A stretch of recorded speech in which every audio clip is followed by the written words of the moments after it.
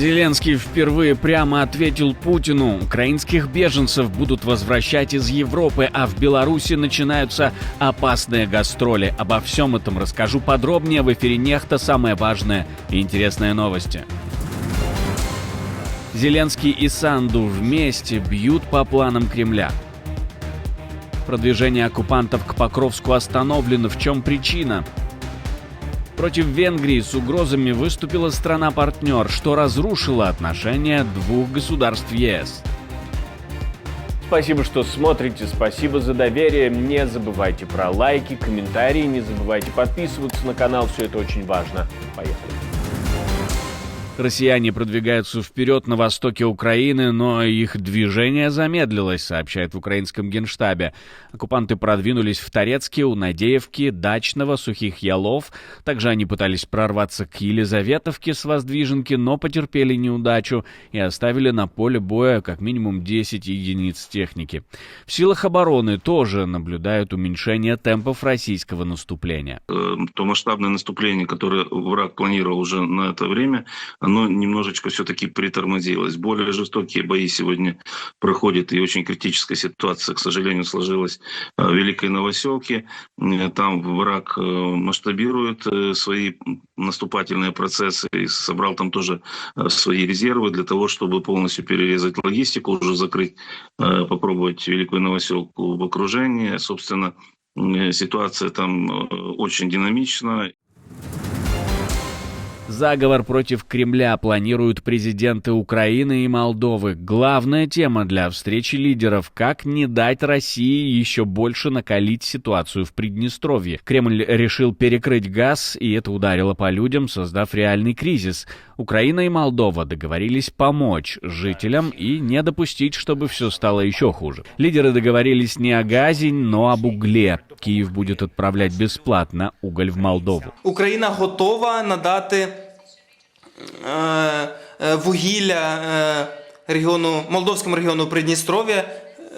Люди там потребують цієї допомоги, тому що вони вже страждають, тому що у них немає опалення, немає електрики, але зараз це на стороні режиму Тирасполя прийняти цю допомогу. У Украины есть уголь, который она может поставлять в Молдову, может дать в Тирасполь, говорит Зеленский, если они действительно хотят, чтобы люди получили электричество. Это была цитата. Все дело в том, что приднестровский лидер Красносельский, который недавно слетал в Москву, говорит, что газ вот-вот вернется, но это обещание больше похоже на очередную уловку Кремля.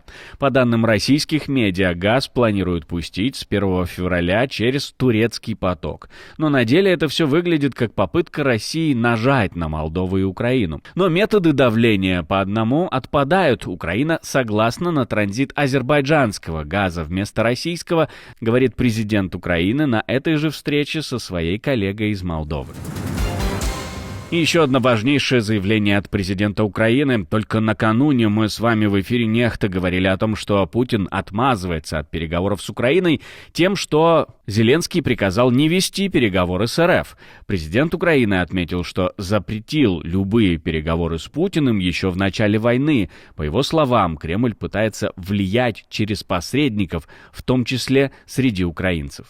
Я быстро остановил это. Все переговоры только через президента. Так я пресек сепаратизм в стране. Решение о запрете было принято в сентябре 2022 года и действует до сих пор. Объяснить ситуацию мы попросили человека, который точно разбирается в украинском и российском законодательствах, кандидата юридических наук Геннадия Дубова.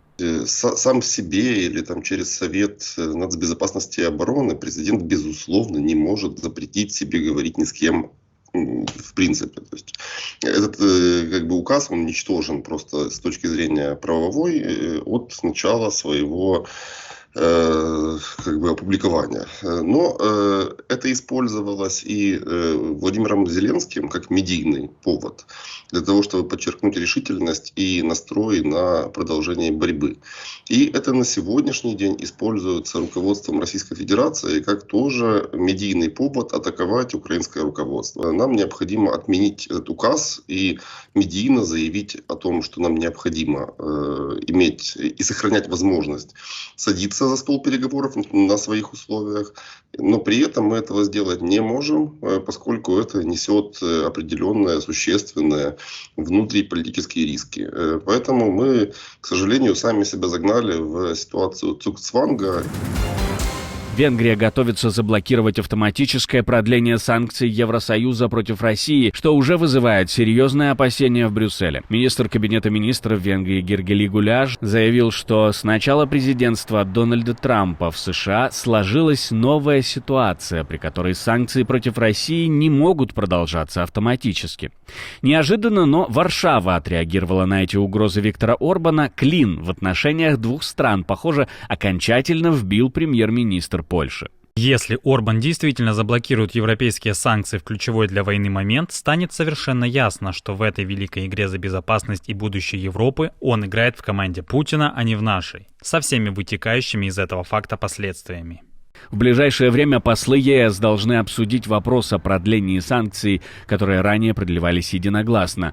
Но на этот раз Венгрия создает проблемы, и у Евросоюза пока нет запасного плана, если Орбан решит пойти до конца. Глава польского агентства нацбезопасности неожиданно уходит в отставку.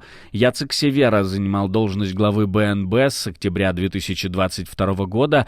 Его назначение в свое время стало неожиданностью, ведь он сменил Павла Солоха, который занимал этот пост много лет. Это решение вызвано личными обстоятельствами господина Северы, но оно согласовано с президентом. Господин Севера решил уйти в отставку, чтобы продолжить академическую карьеру и обучение за границей. Наша команда существует благодаря вам. Поддержите ее, чтобы мы могли продолжать нашу работу.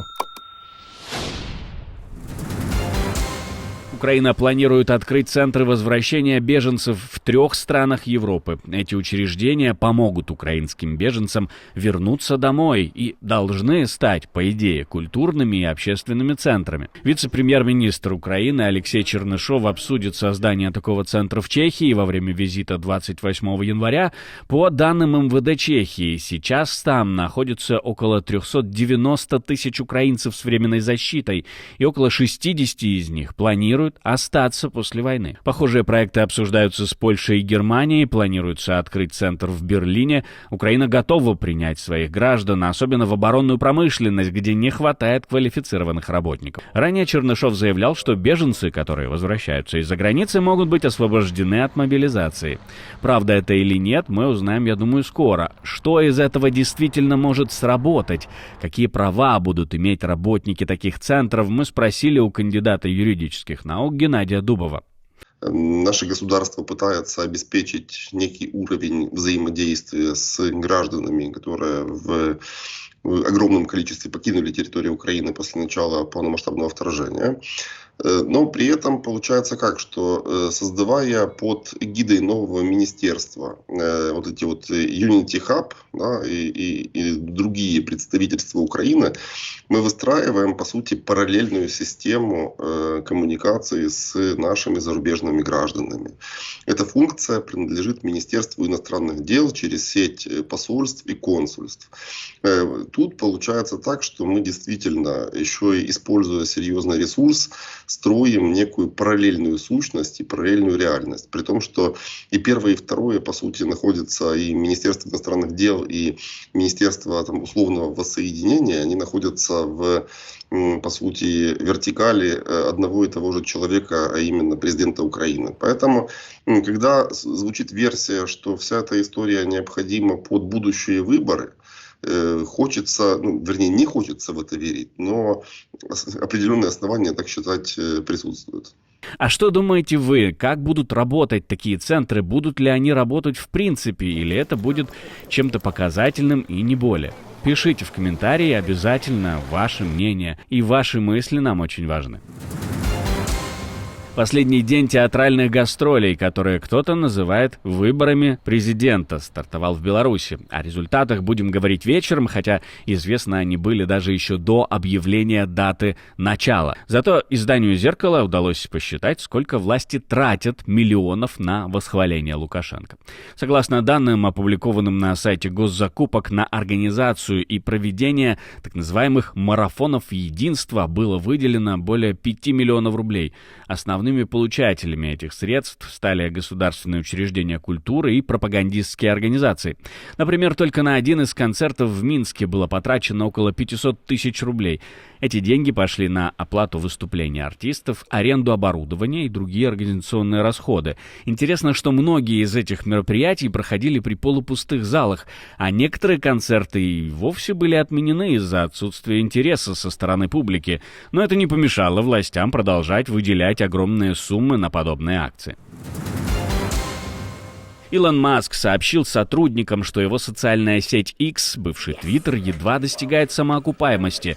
Несмотря на это, Маск подчеркнул влияние X на общественное обсуждение и говорит, что конкуренты начинают перенимать ее подход к свободе слова и объективности. Рост количества нищих пользователей стоит на месте, доходы остаются неубедительными. И мы едва выходим на самоокупаемость. Действительно, банки, участвовавшие в финансировании покупки X, пытаются продать часть долга, связанного с приобретением платформы Маском в 2022 году за $44 миллиарда. Чтобы привлечь инвесторов, им необходимо убедить их в долгосрочной прибыльности, а это получается пока плохо. Некоторые эксперты считают, что это приобретение одно из худших с момента финансового кризиса 2008 года. Чтобы вернуть рекламодателей, X подала иск против компаний, прекративших размещать рекламу на платформе, обвиняя их в нарушении антимонопольного законодательства США. И пускай некоторые рекламодатели вернулись, платформа продолжает терять пользователей. Спасибо, что смотрите, спасибо за доверие. Не забывайте про лайки, комментарии, не забывайте подписываться на канал, все это очень важно. Ну, у меня на этом все, до встречи и хороших вам новостей.